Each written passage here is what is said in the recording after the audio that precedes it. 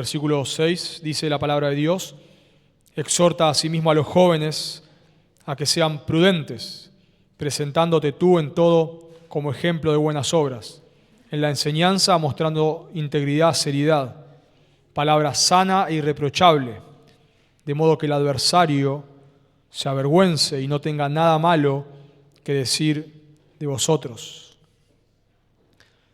Me imagino que habrán escuchado, sobre todo los que tienen padres adolescentes o ya quizás más grandes, que hoy se habla acerca de la adolescencia extendida. Me imagino que lo habrán escuchado, la adolescencia extendida. Escribe Tim Challies en un libro, estoy leyendo ahora, acá de la biblioteca, Corre para ganar. Tim Challies cuenta una conversación que tuvo con un joven, no tan joven, ahora vamos a ver, de 30 años. Y dice que este joven le dijo lo siguiente: es que todavía no sé si estoy listo para sentar cabeza. Esto le dijo este joven a Tim Challies. Y ahora cuenta Tim Challies. Dice: acababa de cumplir 30 años este joven, pero seguía conforme con vivir en la casa de sus padres, con comer de su comida y disfrutar de las instalaciones sin pagar alquiler.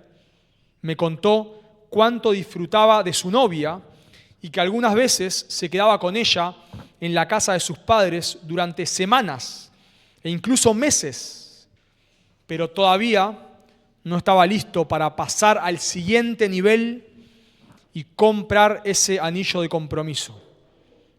Los hijos también estaban en el futuro, pero solo a la difusa distancia.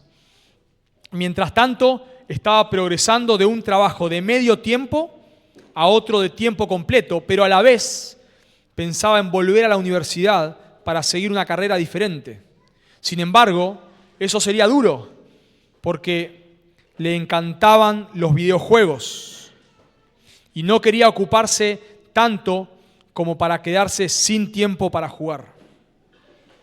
Dice Challies: todo suena estereotipado, muy millennial, pero esta fue una conversación real que tuve con un hombre real de 30 años. No he exagerado una palabra. Estaba envejeciendo, este hombre.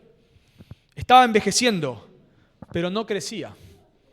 Progresaba en años, pero se quedaba atrás en madurez. En una era de inmadurez es fundamental que todo hombre cristiano crezca. Mi amigo, si quieres correr para ganar, debes madurar de una buena vez.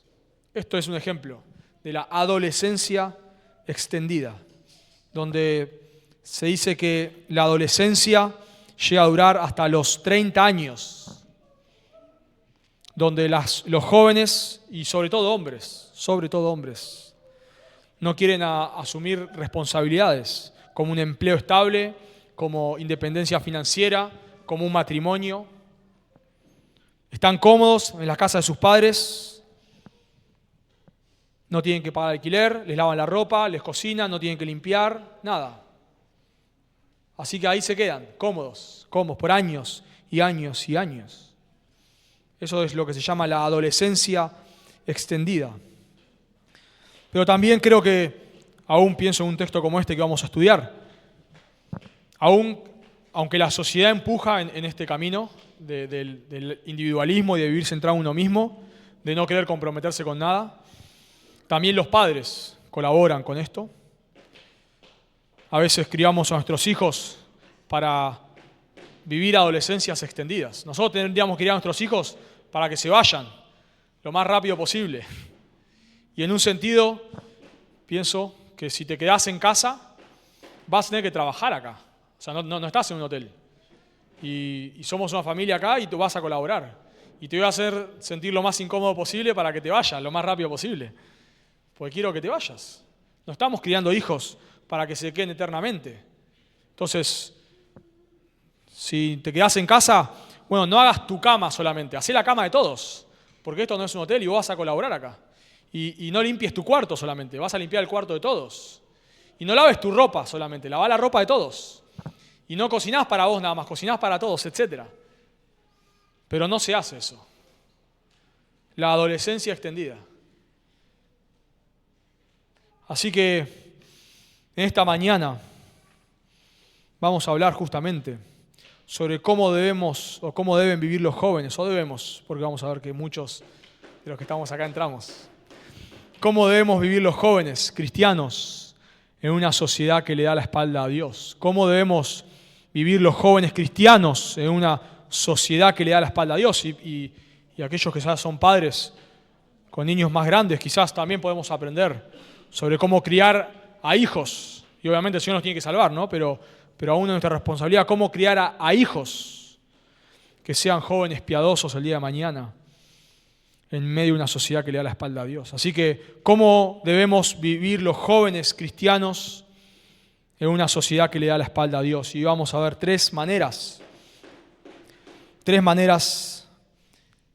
en las que los jóvenes debemos vivir en medio de una sociedad que le da la espalda a Dios. Y la primera manera que notamos ahí en el texto claramente es que debes vivir, si vos sos un joven y si sos un padre de jóvenes, si sos un joven debes vivir con dominio propio, si sos un padre de joven debes criar a tu hijo para vivir con dominio propio. Noten conmigo el texto ahí, exhorta a sí mismo a los jóvenes a que sean prudentes. Bueno, recordemos que acá estamos en una sección donde estamos hablando de distintas edades.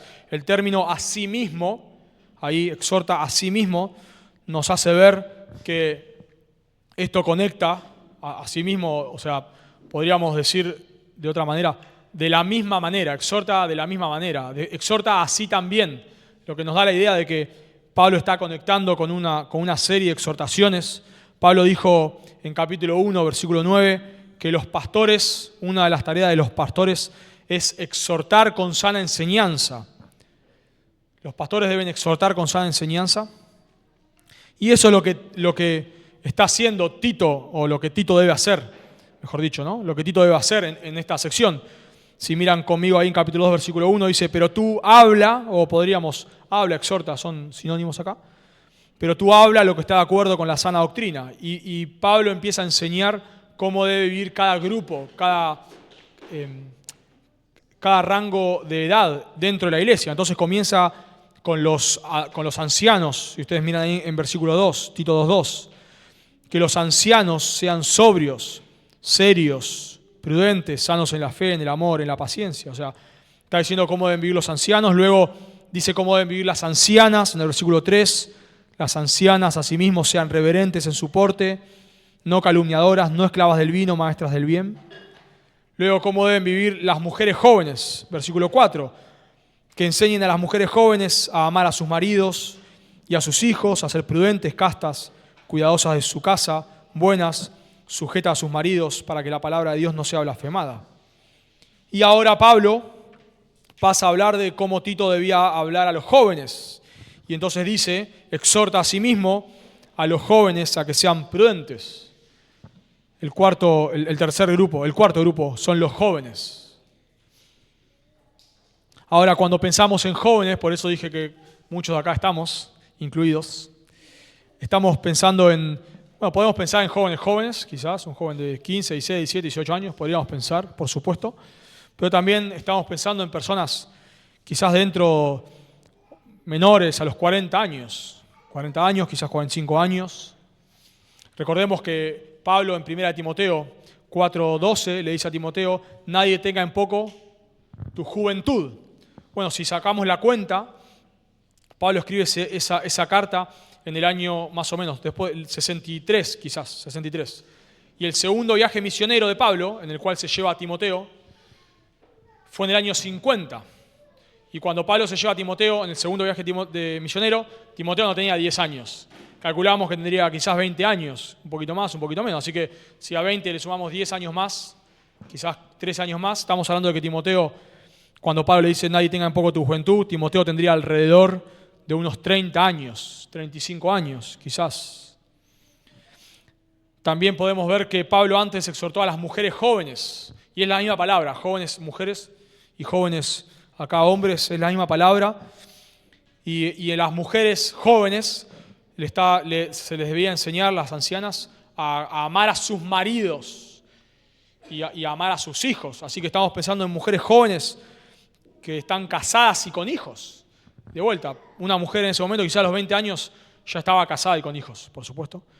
Pero también podría ser más grande. Entonces, estamos hablando acá quizás de un rango de edad bastante amplio, bastante amplio. Podría incluir a muchos jóvenes que están acá y podría incluir a personas aún mayores, quizás de 40 años. Y Pablo da solamente, o sea, en cada grupo que Pablo da de características, en un sentido no es particular de cada grupo. Por ejemplo, Pablo dijo, no sé, a los ancianos, ¿no? A los jóvenes, a los hombres adultos, que sean sanos en la fe. Bueno, no es que solo los ancianos tienen que ser sanos en la fe, todos tenemos que ser sanos en la fe, pero Pablo lo aplica quizás a hombres que están terminando su carrera y los está animando a que estén terminando su carrera, a que tienen que terminarla bien, y tienen que terminarla de pie, y tienen que seguir esforzándose porque todavía no llegaron a la meta. Lo mismo cuando habla de las ancianas, dice que no calumniadoras. Bueno, no es que todos los que no somos ancianas podemos decir lo que queramos. Y lo mismo podemos hablar de cada grupo. Entonces acá Pablo exhorta a los jóvenes a ser prudentes. Y vamos a ver, esto se aplica a todos los grupos, ¿no?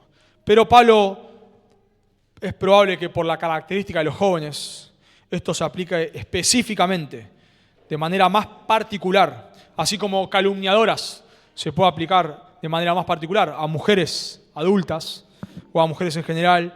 Bueno, el tema de la prudencia o el dominio propio se aplica particularmente a los jóvenes. Y es llamativo que Pablo solamente da un mandato a los jóvenes. En realidad no es un mandato, ¿no? Es una exhortación. A los jóvenes que sean prudentes. Ese es el único mandato para los jóvenes. No hay más. Bueno, es probable que Pablo dé solamente un mandato para los jóvenes que deben ser prudentes, porque varios ya los enseñó, pero a su vez porque vamos a ver que los jóvenes tenían que aprender por modelo de Tito.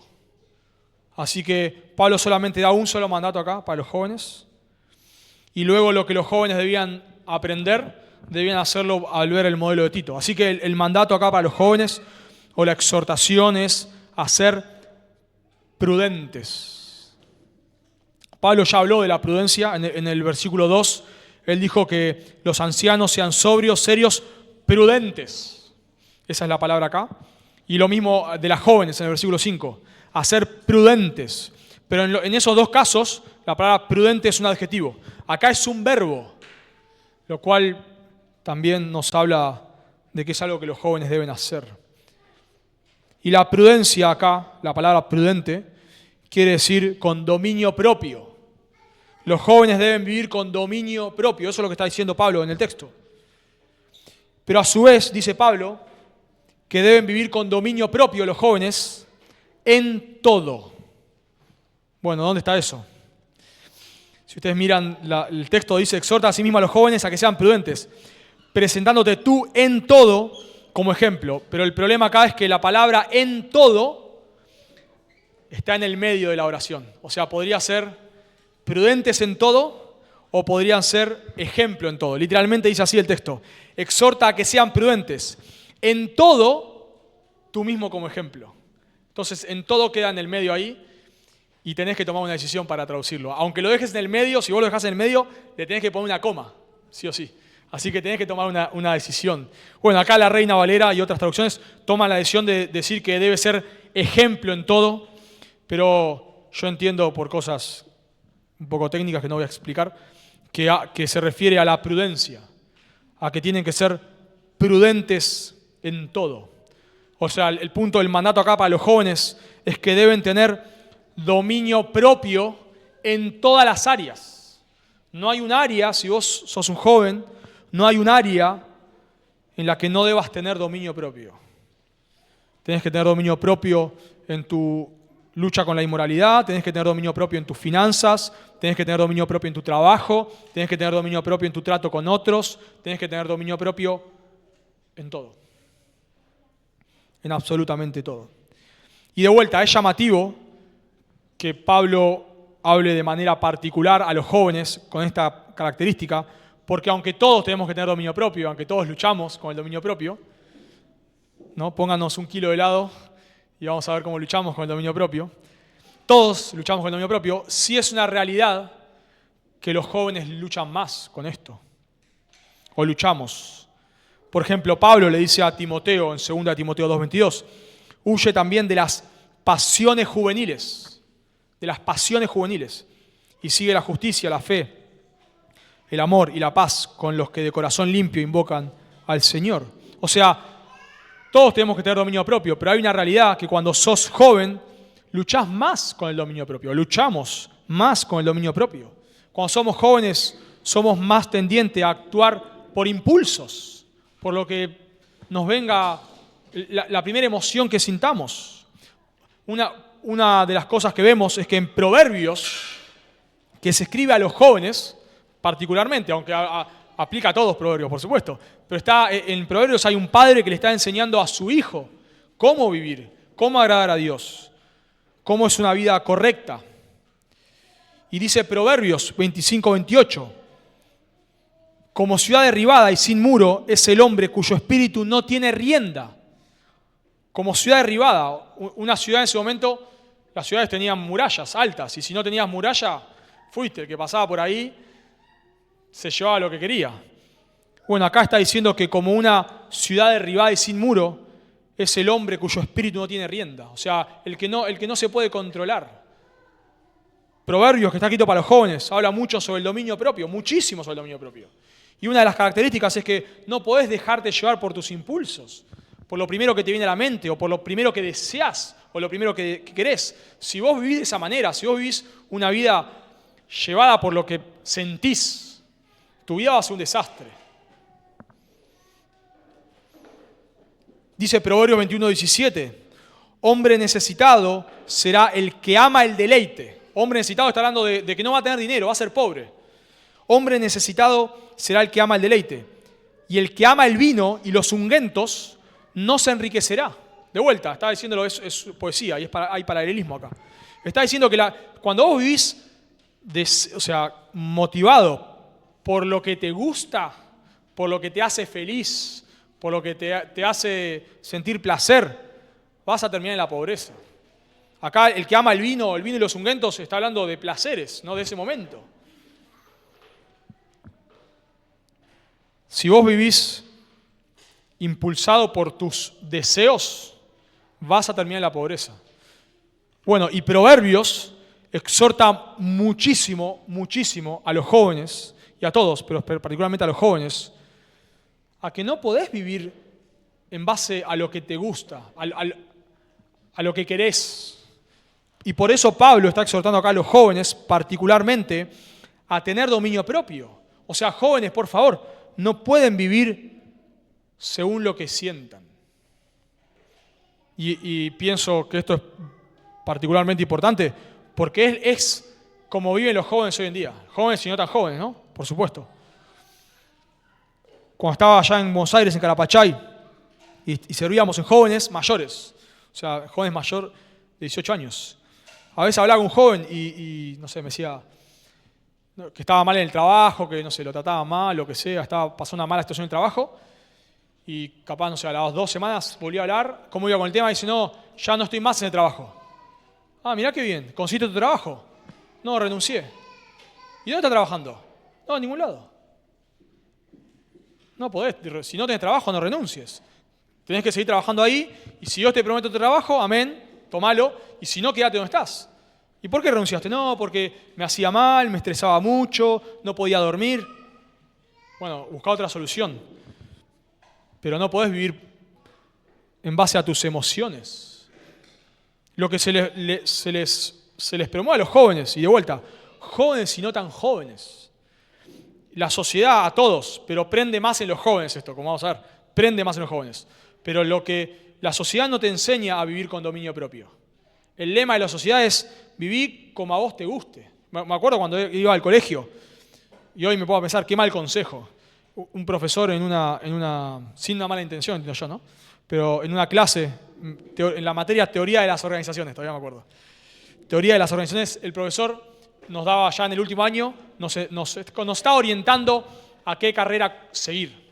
Y recuerdo que el consejo de este hombre fue el siguiente: tenés que hacer lo que te gusta. Pésimo consejo. ¿Cómo hacer lo que te gusta? Bueno, para elegir una carrera, no necesariamente tenés que hacer lo que te gusta.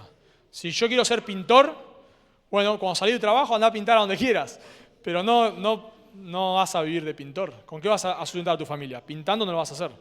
Y si se descubre que sos Picasso, buenísimo. El día que seas Picasso, dejá tu trabajo. Pero no podés, tenés que estudiar lo que vayas a solventar a tu familia.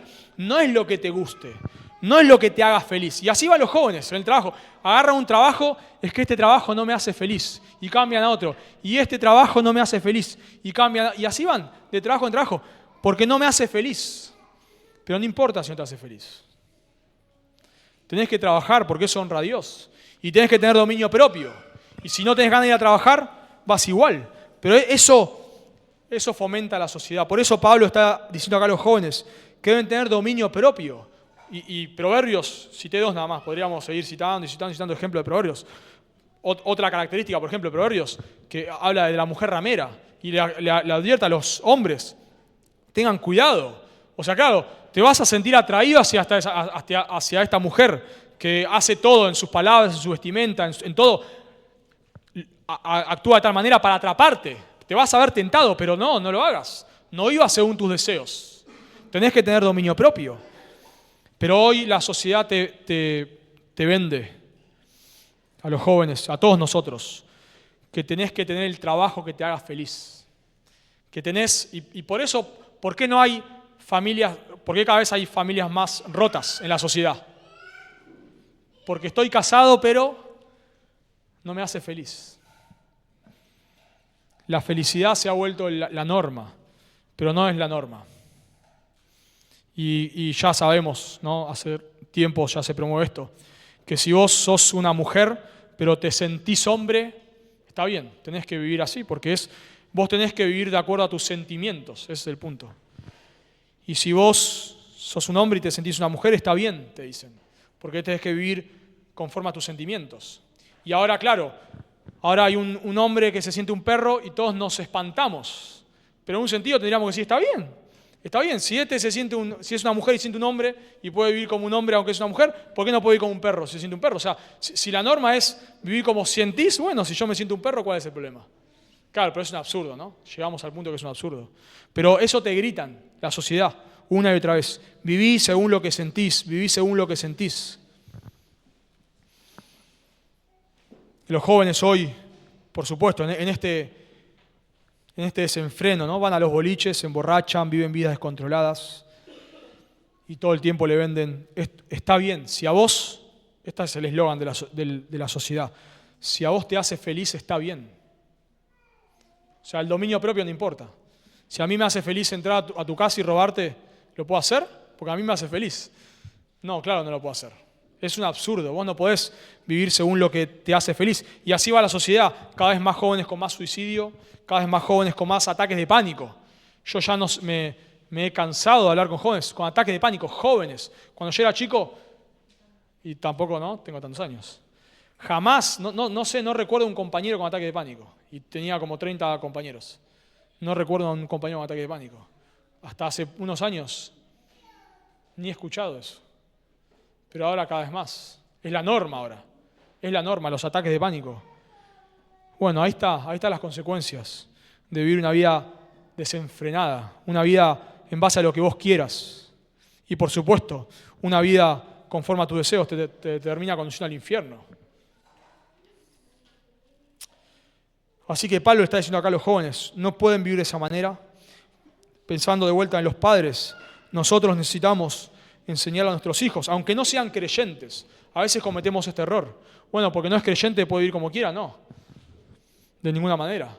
En la gracia común de Dios, esta es la frase que le repito a Cami constantemente. En la gracia común de Dios vos podés obedecer.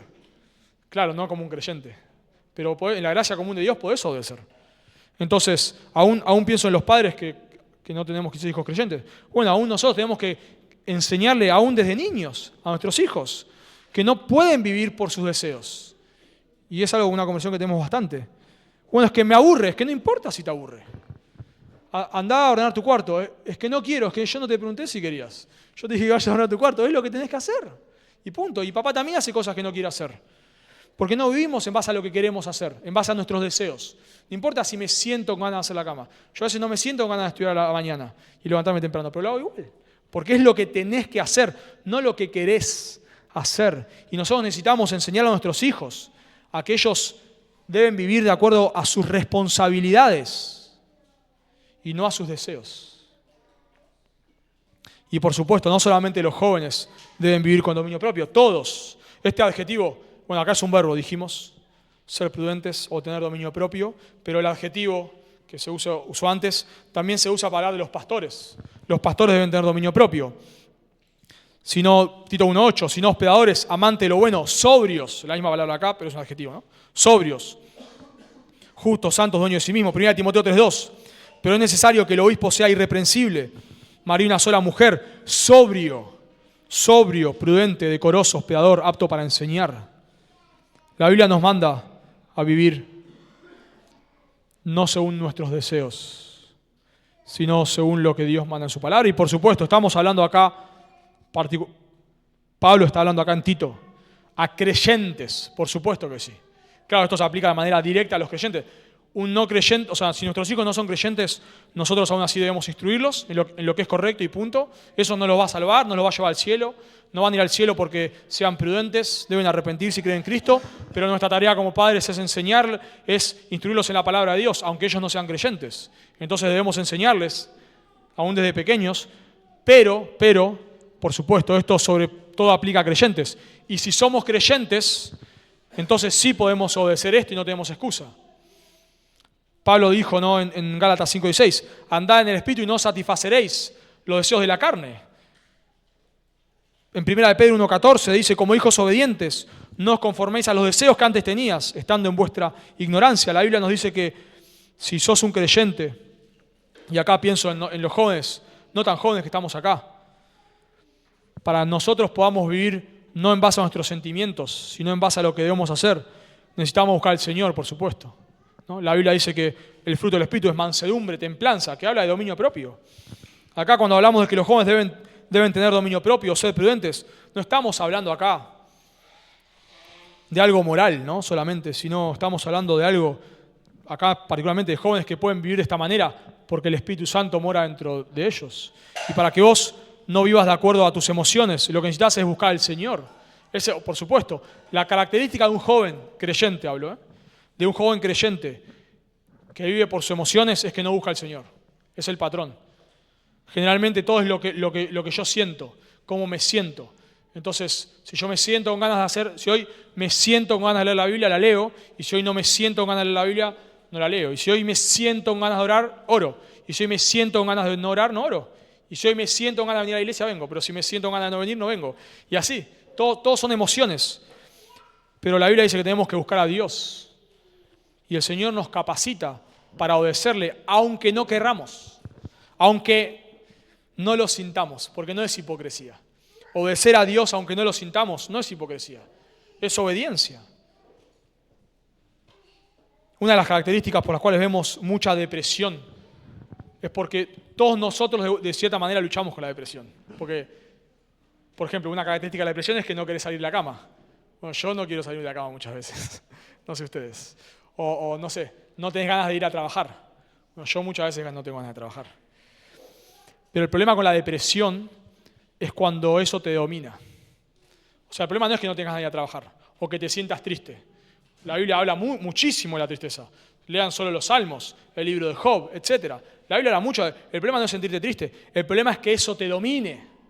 Vos entrás en depresión no cuando estás triste. Vos entrás en depresión cuando esa tristeza es lo que controla tu vida. Entonces, no tengo ganas de levantarme de la cama y no me levanto. Y entonces mañana me quiero levantar menos de la cama. Y entonces pasado mañana tengo menos ganas de levantarme y no me levanto. Y así. Y se hace un ciclo interminable. Esa es la causa de la depresión, que vivo por mis emociones. Todos nos sentimos tristes. Y alguien dice, bueno, es que yo me siento mal, vos no me entendés. Sí te entiendo, porque a mí me pasa lo mismo. Pero el tema es que eso no nos domine. Por eso el dominio propio. Así que Pablo le habla acá a los jóvenes, en primer lugar, y no tan jóvenes, a todos nosotros, a que debemos vivir con dominio propio.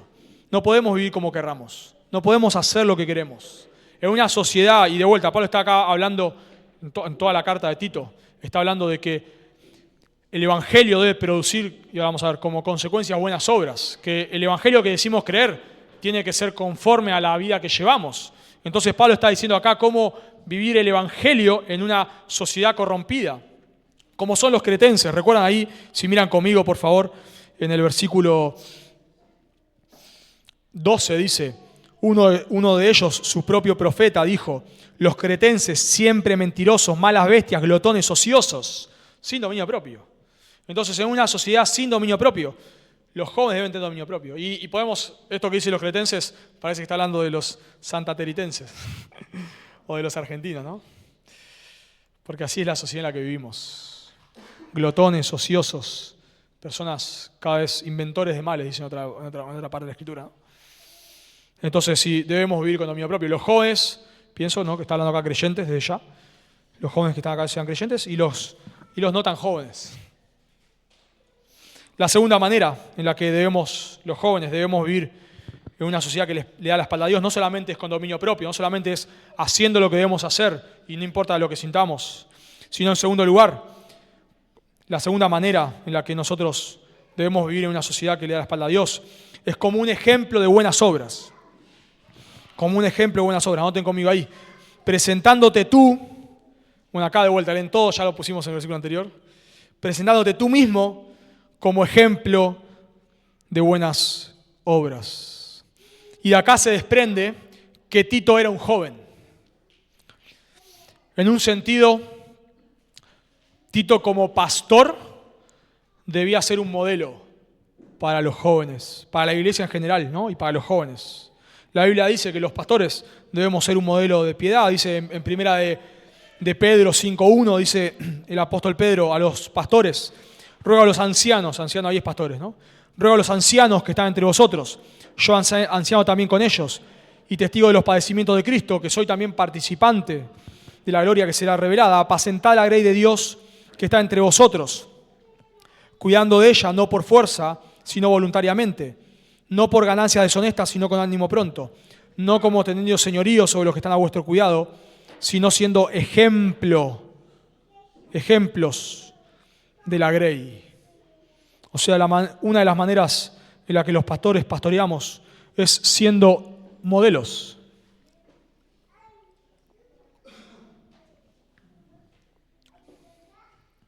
Siendo ejemplos. Bueno, lo mismo le dice Pablo a Timoteo, ¿no?, como ya hemos dicho. Ninguno tenga en poco tu juventud, 1 Timoteo 4:12, sino sé ejemplo de los creyentes en palabra, conducta, amor, espíritu, fe y pureza. Y la Biblia nos dice mucho, nos habla mucho la Biblia, respecto a la instrucción por modelo. No solamente la instrucción por enseñanza,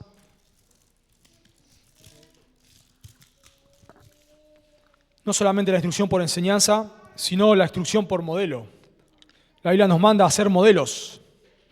Por ejemplo, en 1 Corintios 11:1, Pablo le dice a los corintios, sed imitadores de mí así como yo de Cristo.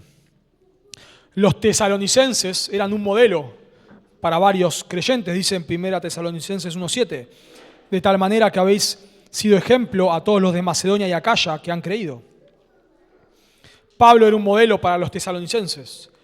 En 2 Tesalonicenses 3:9, no porque no tuviésemos derecho de ser sustentados, sino para darnos nosotros mismos un ejemplo para que nos imitéis. Así que, en un sentido, los jóvenes se les manda a que sean prudentes, ¿no?, o sea, que tengan dominio propio. Pero ahora, las otras enseñanzas para los jóvenes no vienen en formato de mandato, sino vienen en formato de ejemplo. Los jóvenes ahora debían ver a Tito, que era un joven, quizás de vuelta, tal vez 35 años tendría Tito, no sabemos, 30, probablemente menor de 40.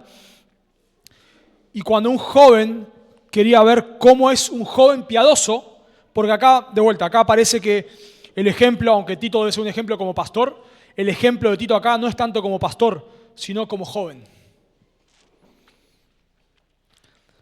Y entonces Tito debe ser un ejemplo de buenas obras. Hay buenas obras no está hablando, nosotros cuando pensamos en buenas obras, pensamos, no, bueno, te ayudas a tu mamá a cocinar o a lavar los platos o a tu papá a cortar el pasto, o, no, como buenas obras, cuando la Biblia dice en Efesios 2 que Dios preparó antemano buenas obras, generalmente vamos pensando, bueno, a ver, ¿qué obra me toca hoy? ¿No? Pero ahí buenas obras no está hablando de obras particulares, sino de una vida de buenas obras, de una vida transformada, ¿no? Podemos decirlo, si queremos de otra manera, de una vida piadosa. Por ejemplo, en Mateo 5:17 dice, así alumbre vuestra luz delante de los hombres, para que vean vuestras buenas obras. Y ahí buenas obras no es que están viendo que ayudas a tu papá a cortar el pasto, sino está hablando acá de una vida de buenas obras, para que vean vuestras buenas obras y glorifiquen a vuestro Padre que está en los cielos. Entonces Tito debía ser un ejemplo de un joven piadoso.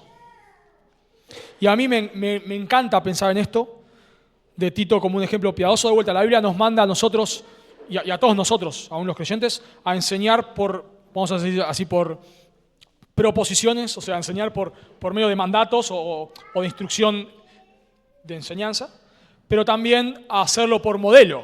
O sea, y la Biblia habla mucho de los modelos. Entonces, a veces nosotros, no sé, alguien te dice, bueno, tenés que ser un buen padre, y un buen padre es esto y te enseña, y está bien y es lo que hay que hacer, pero también qué lindo cuando vos lo ves y decís, ahora entiendo.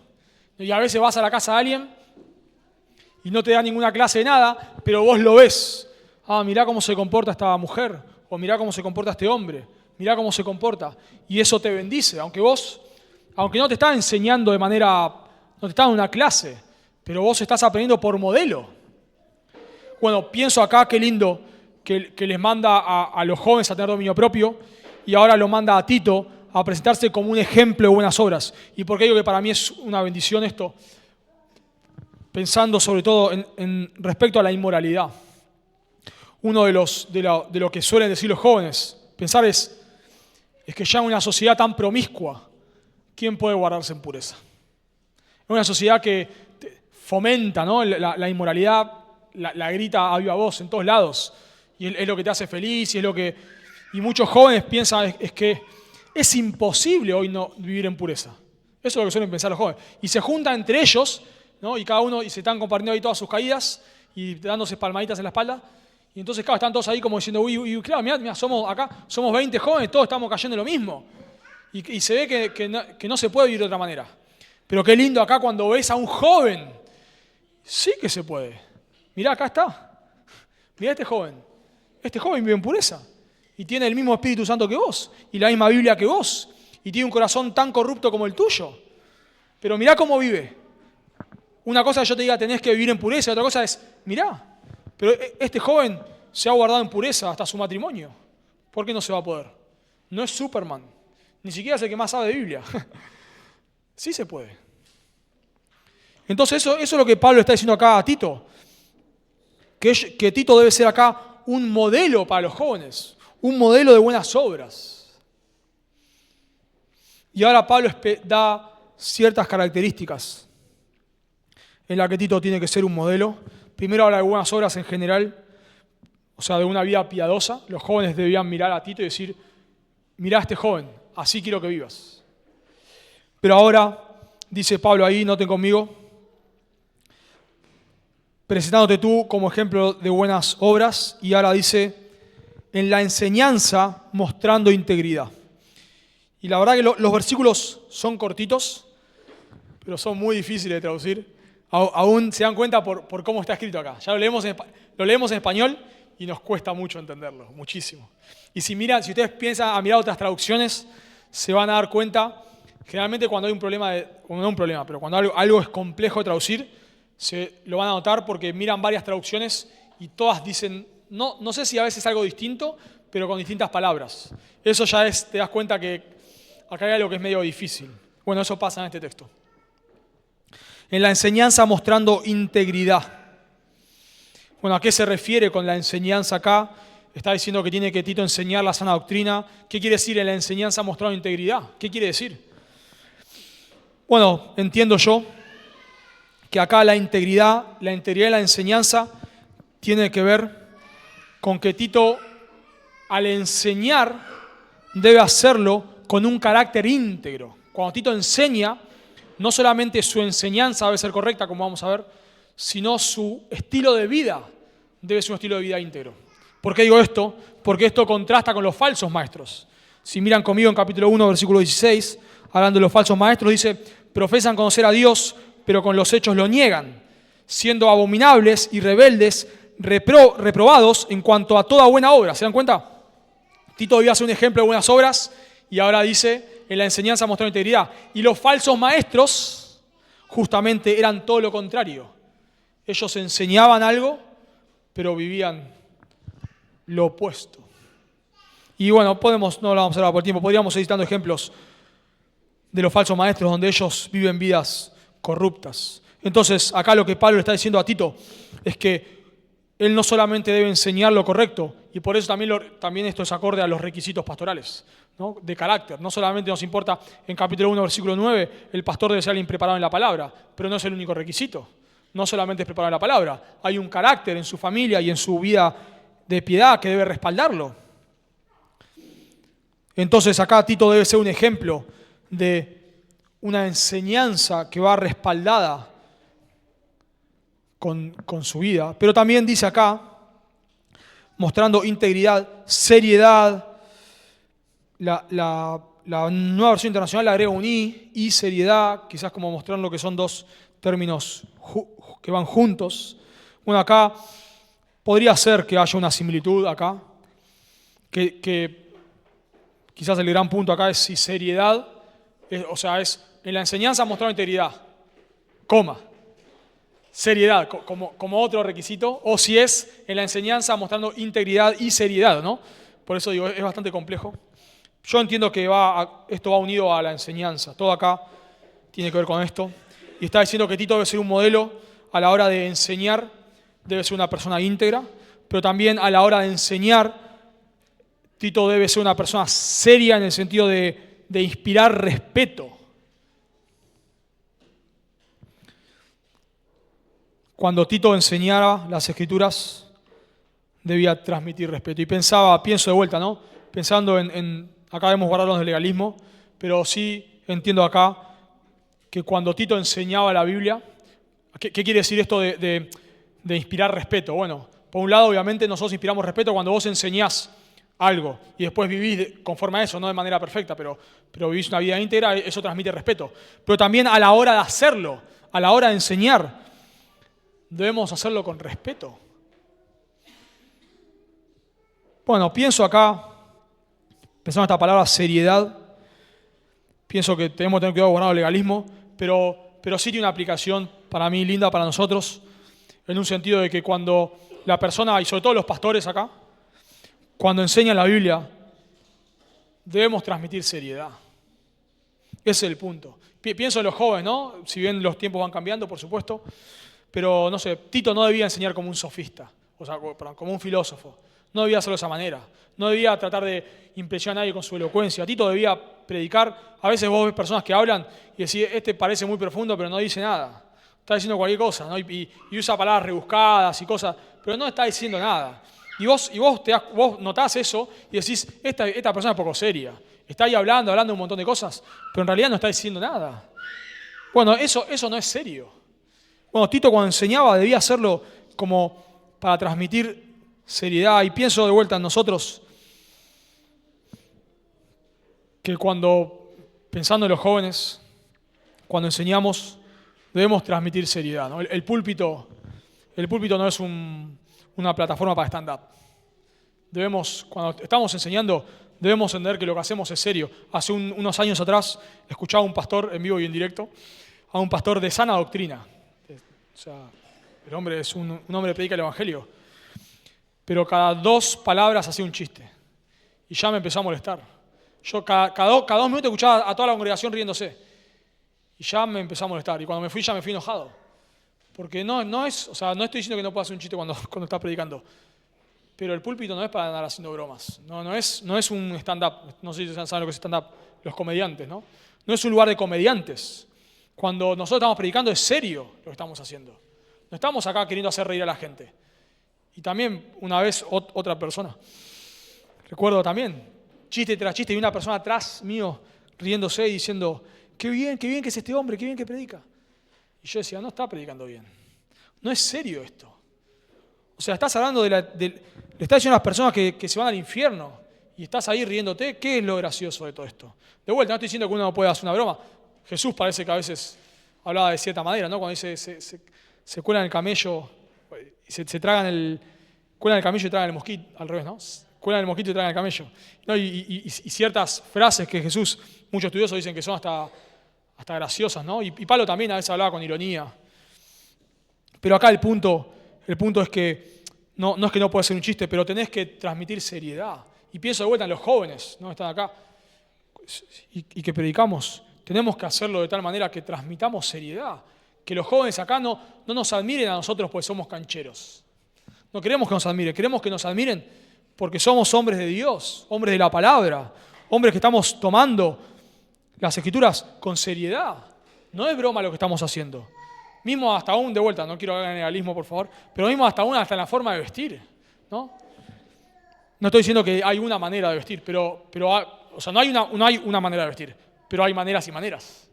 Y no queremos, yo nunca vi un presidente dando un discurso presidencial en hojotas y con una remera de su banda favorita.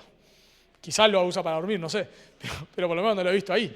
Bueno, ese es el punto, porque lo que está transmitiendo es serio, no es cualquier cosa.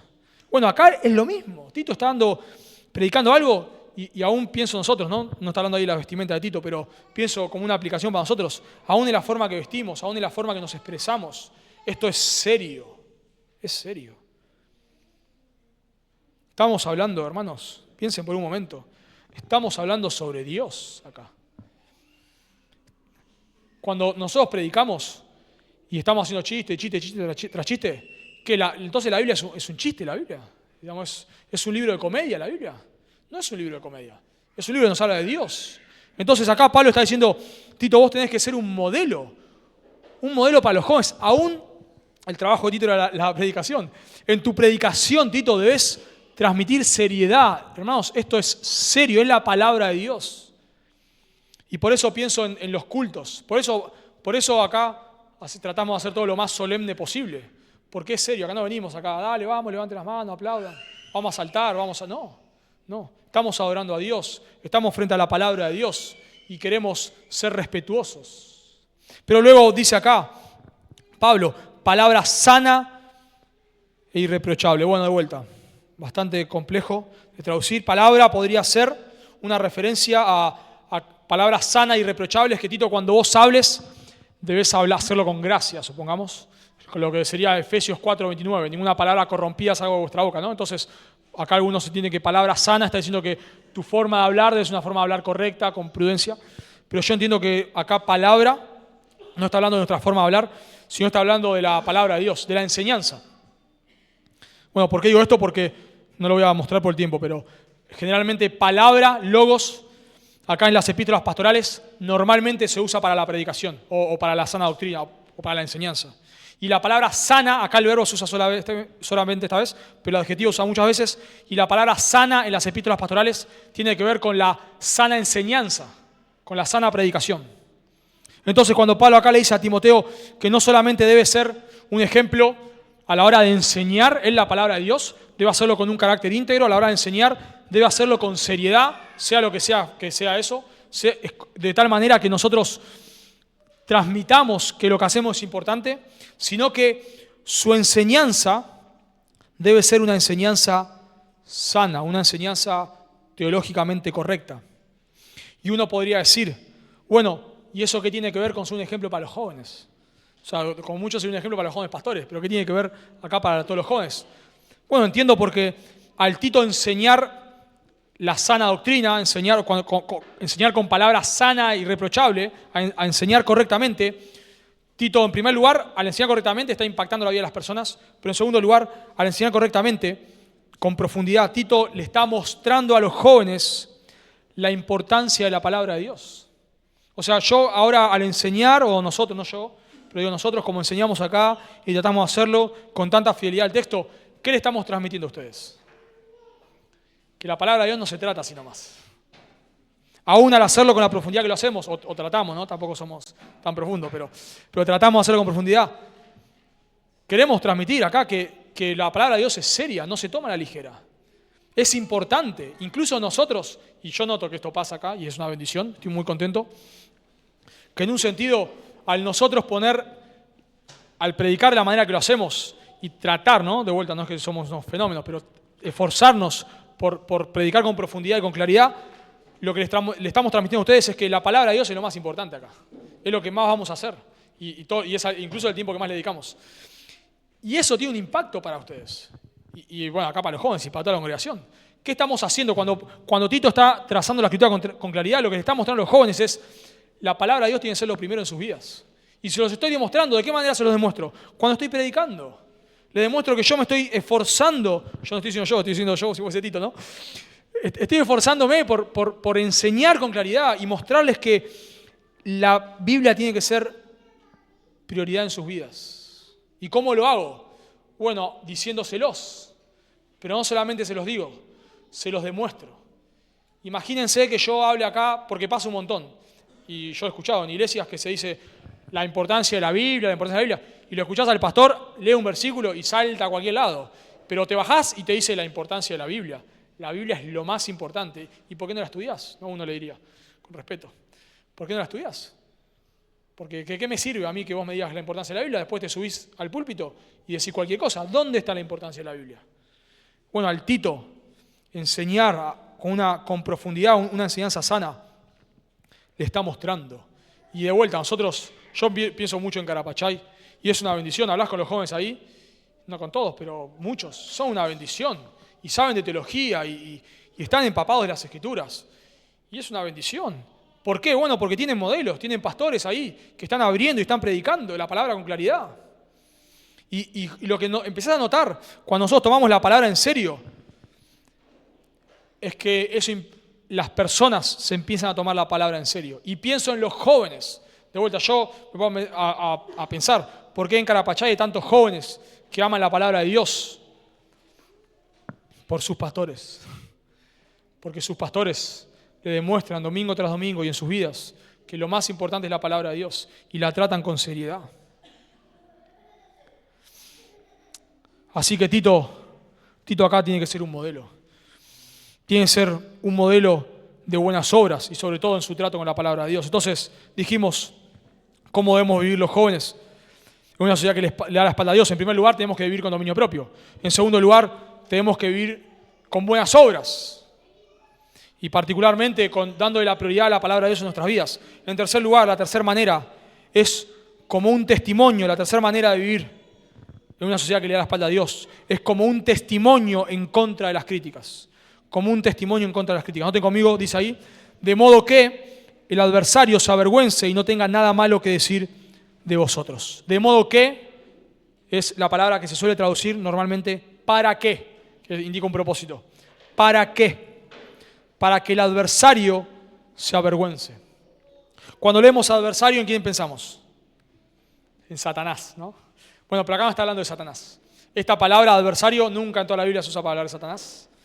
Se usa para hablar en Mateo 4:12 de vientos que son contrarios, o sea que vos querés navegar y el viento te impide hacerlo. Por ejemplo, en Mateo 4:24, en Hechos 27:4. Se usa para hablar normalmente también, o de cosas como del viento que se opone, o se usa para hablar de personas que se oponen al Evangelio. Por ejemplo, Pablo, en Hechos 26:9, dice que él se oponía al Evangelio. En 1 Tesalonicenses 2:15 habla de los judíos que se oponen o que son adversarios del Evangelio. Entonces, cuando Pablo acá está diciendo que al vivir de esta manera,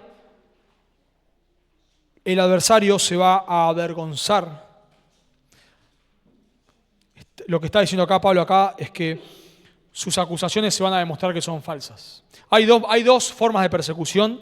Una es a través de la persecución física, como hemos visto en las Escrituras. A Jesús lo crucificaron, a los apóstoles lo persiguieron.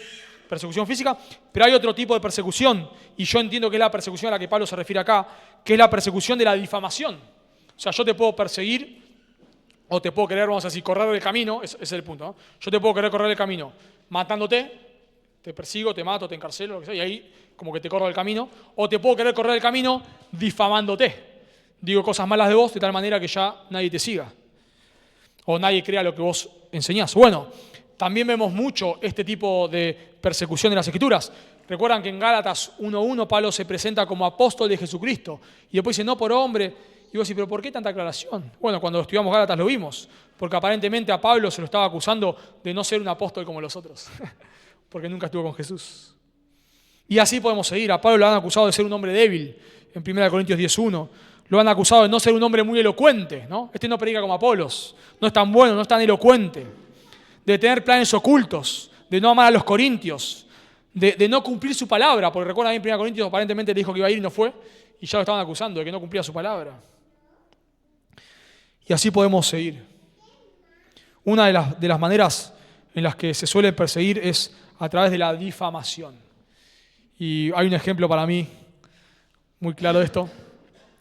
Pensando en Mariano. Recuerdan que hace poquito partió con el señor Jaime Evans, que fue el fundador de Carapachay. Bueno, yo no lo conocí mucho, he hablado con él en una ocasión, no lo conocí mucho. Los que estamos acá, algunos no lo han conocido y otros quizás tampoco mucho. Pero sí nosotros, sobre todo los que venimos de Carapachay, hemos escuchado a Mariano hablar de don Jaime. Y siempre ha hablado maravillas. Siempre un ejemplo. Todo, aún en cosas que quizás hoy nosotros hacemos distinto. Aún en esas cosas, Mariano siempre lo admiró. Siempre que Jaime puso un pie en Carapachay, Mariano lo honró. Desde el momento que entró a la iglesia hasta el momento que se fue. Siempre lo honró. Lo sabemos. Lo hemos estado en Carapachay, lo sabemos. Bueno, una ocasión empezaron a decir que Mariano había echado a don Jaime de la iglesia. Bueno, ya los que estamos ahí decimos esto. O sea, si yo quiero acusar a Mariano, lo voy a acusar de otra cosa, porque eso es un absurdo. Pero así lo hicieron. Y podemos seguir. Alejandro, esto me lo han dicho a mí, que Alejandro Pelufo venía a la Argentina, volvía a apoderarse de todas las iglesias. Que Dardo predicaba un falso evangelio. Que MacArthur estaba haciendo un pacto con no sé quién para poner un chip. Pues no puede ser, no puede ser esto. No. Pero así pasa. Bueno, de Pablo de no amar a los corintios, así pasa. Pero por eso acá Pablo dice que al vivir de una manera correcta, al vivir con dominio propio, al vivir tomándonos en serio la palabra de Dios como unas horas, el adversario acá, la idea es un verbo pasivo, será avergonzado. Ahora, ¿de qué manera será avergonzado? No está diciendo acá Pablo que va a ir a decir, perdoname, fue sin querer, no. Será avergonzado, está diciendo que va a quedar expuesto que lo que dice es falso. Lo que nosotros no podemos hacer es evitar que digan cosas malas de nosotros. Eso no lo podemos hacer. Lo que podemos hacer es evitar que sea verdad. Así pasó, ¿no? Cuando estas personas empezaron a decir esto, una vez una señora entró a la iglesia y estaba don Jaime. Y Mariano lo honró como hace siempre. Y Mariano ni sabía lo que decían de él. Y se enteró que era mentira. Bueno, hace un tiempo ya falleció el pastor MacArthur, partió con el Señor. Y muchos hemos visto por internet todo lo que se ha dicho sobre él. Hermoso. O sea, los que estaban cerca de él. Nadie despotricó. Y todos han contado ya no cosas que todos veíamos respecto a su predicación, sino aún cosas de su vida. Un ejemplo. Han pasado más de 10 años y Alejandro no se ha apoderado de ninguna iglesia. Le hemos escuchado a Dardo predicar un evangelio claro. Bueno, el punto es que tarde o temprano las acusaciones falsas se hacen evidentes. Entonces el punto de Pablo acá es que al nosotros vivir vidas correctas, tarde o temprano se va a demostrar que lo que dicen es falso. Entonces nosotros acá no tenemos que estar saliendo a luchar acá con nadie, a hablar bien de nosotros, ni a pelearnos con nadie por nada. Simplemente es cómo vivimos. Ahora, el problema está en si nosotros no vivimos como la palabra de Dios enseña. Ahí está el problema. El problema no es lo que digan cosas malas. El problema es que lo que digan sea verdad. Y pienso de vuelta, sobre todo en los jóvenes, ¿no? Acá. Nosotros somos jóvenes. Qué triste es cuando vas a un joven, te encontrás con un joven que dice cristiano y todo el tiempo está diciendo malas palabras. O que te dice cristiano y están en inmoralidad con su novia. O que dice es una mancha para el evangelio. Y todos nosotros hemos conocido jóvenes, no tan jóvenes, gente de las iglesias que sí, por favor, no digas que sos cristiano. Te lo pido, por favor. No lo digas. Ya me decís que sos cristiano y se me enerva la piel, se me calienta la sangre porque no lo puedo soportar. Te veo vivir y me da náuseas. la verdad, eso es una mancha para el Evangelio, ¿no? Por favor, no digas más que sos cristiano, de verdad. Decí, no sé, que crees en el santo de no sé qué, pero no digas que sos cristiano. Bueno, eso, y qué triste que eso pase con nosotros, ¿no? Que acá nos jactamos de la sana doctrina y después la gente nos vea diciendo malas palabras, nos vea peleando con no sé quién en la calle, que en el trabajo no cumplimos nunca, que no a este no lo llames más porque cada vez que viene siempre hace trampa. Eso es lo que Pablo está diciendo acá y de vuelta, sobre todo a los jóvenes, se aplica a todos. No puede ser así, no puede ser así. Nosotros con nuestra vida debemos respaldar el mensaje que predicamos. Y de vuelta, qué hermoso que los jóvenes acá, donde los jóvenes, pienso en una sociedad donde la adolescencia se extiende hasta los 30 años. Qué hermoso ver hombre de 30 años casado con hijos y viviendo como a Dios le agrada. Qué hermoso, no importa si no estás casado y sin hijos, pero viviendo como Dios quiere, esforzándote, siendo un ejemplo. Eso es lo que Pablo nos está diciendo. Entonces, hermanos, ¿cómo hacemos para vivir de esta manera? ¿Cómo debemos vivir los jóvenes en una sociedad que le da la espalda a Dios, con dominio propio, como un ejemplo de buenas obras y como un testimonio en contra de las críticas? Pero por supuesto, esto no es moralismo. Si vos no sos creyente, no vas a poder vivir así. Si vos no sos creyente, en un sentido nunca vas a dar testimonio del Evangelio con tu vida, porque aún la buena obra que puedas llegar a hacer, no la vas a hacer para la gloria de Dios. Entonces, si vos no sos un creyente, el llamado para vos es lo que Pablo dijo y después va a decir, es que te arrepientas, que te vuelvas a tus pecados a Cristo y que confíes en Él como tu único y suficiente Salvador. Vamos a orar. Señor, damos gracias por tu palabra y pedimos, Dios, que nos ayudes.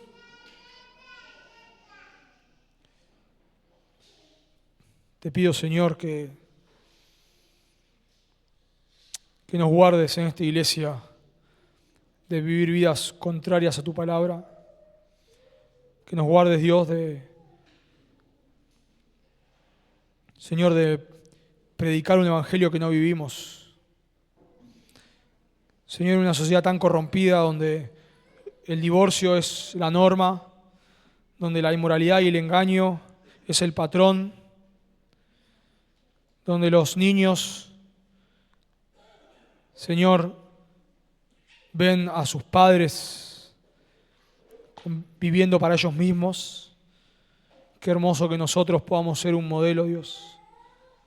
Ayúdanos a poder ser un modelo para nuestros hijos, para las personas aquí en la iglesia y para la sociedad que nos rodea, un modelo de personas que viven lo que enseñan.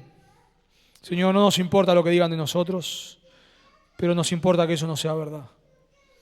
Por eso ayúdanos, Dios, por favor, a poder vivir conforme a tu palabra y ruego por los jóvenes que están aquí, que no te conocen. Señor, que tú tengas misericordia y los salves, los llames al arrepentimiento y a la fe. Te lo pedimos en el nombre de Jesús. Amén.